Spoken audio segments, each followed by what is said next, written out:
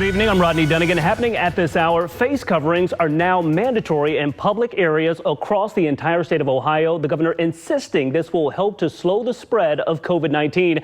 And tonight we've hit yet another milestone. Let's get right over to Kaylee Gunderson in Marion, who's tracking things for us tonight. And Kaylee, let's talk about exactly how this virus is spreading. More counties are going in the wrong direction when it comes to the virus, and that face coverings are one way to turn things around. Tara Morgan at the State House tonight with the latest. All right, thank you, Tara. And you can watch the governor's entire news conference right now on our YouTube page. He went into detail about all of the new red alert counties. Just search WSYX ABC 6 on YouTube.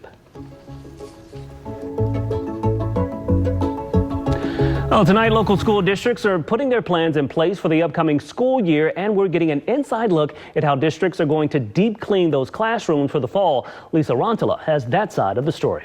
And the bailout plan was called House Bill 6, and it was a long and contentious fight to get approved. Luann Stoya shows us how lawmakers are now planning a do-over. Tonight, we're hearing the heartbreaking stories of COVID-19. So far, more than 3,200 people have died across the state. This virus has impacted the lives of countless families. David Winter has that side of the story tonight. You see the sign posted right here on the window. This was preventable, a heartbreaking message for customers. Yeah, I really do hope it helps people realize how serious this is. It's a bold message written on large face masks, one not lost on customers. They should change their behavior in order to keep other small businesses that are really important to the neighborhood alive. Tiger Tree, the Short North shop, a mainstay in the community, closing its doors after 14 years. It's in a lot of tears. We spoke with owner Josh Quinn about the move.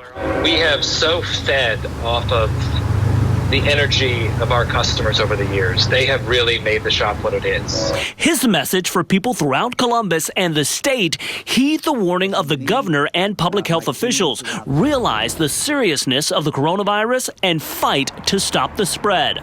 We as a community and a society need and deserve to be kept safe. Customers saddened by the news, hopeful other local businesses don't suffer the same fate. And we always shop local, so we're just disappointed.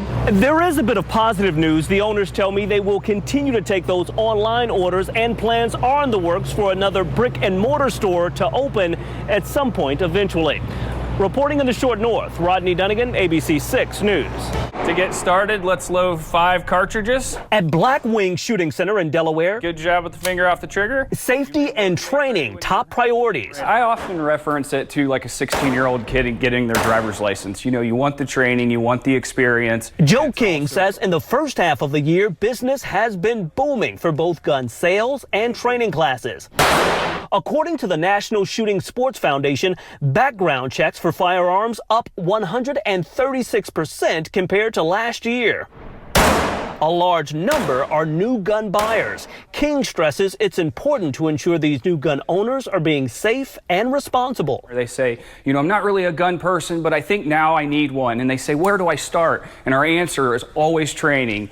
And it appears many of those new gun owners are listening to the warning. At a number of local gun ranges, safety classes are booked up at least into the fall.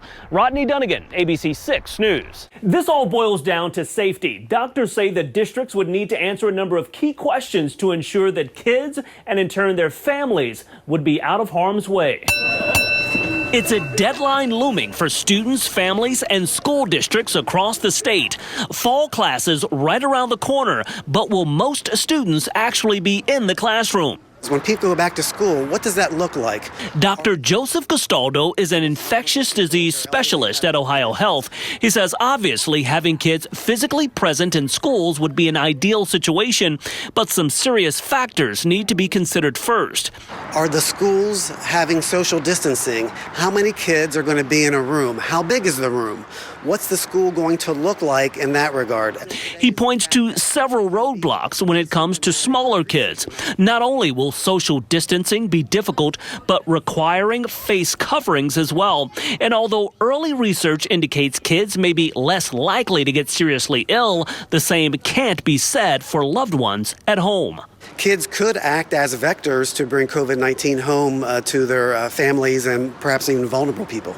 Dr. Gastaldo also points out another wild card could be cold and flu season, something else school administrators will have to consider when putting together potential safety plans.